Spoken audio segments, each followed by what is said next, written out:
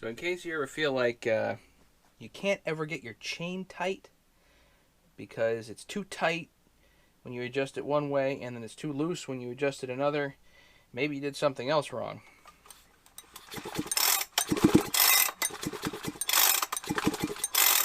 The crank is moving eccentrically. And the easier way to look at that is very carefully take your E-clip off,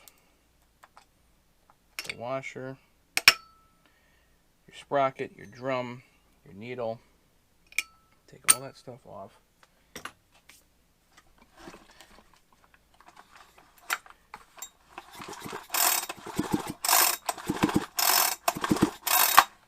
So something here is out of round. Literally the shaft is moving eccentrically. And the best guess on that, I mean, this is probably not an injury. I mean, you can, if something falls, I mean, you can get an injury like that, but it's probably not trauma in that sense. This is when you get your saw nice and hot and you tighten up the chain good and then you shut your saw off.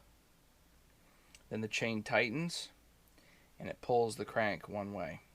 Now, in this case, he's lucky he didn't break the crank off, but it doesn't matter because the solution is the same. You need a new crank, which means you need new bearings, seals, everything.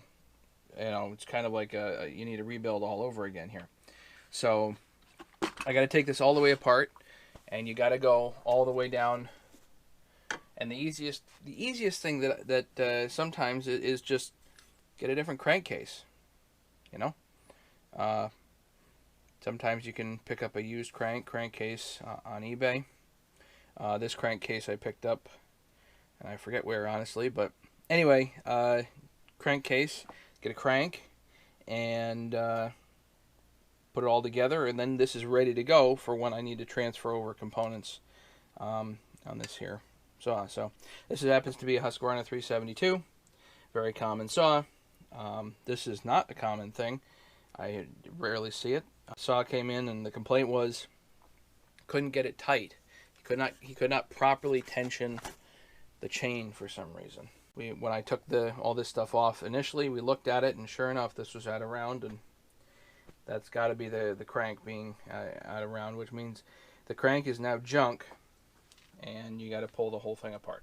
So I'm going to do that, and won't show you that in the video because we've already done 372s coming apart.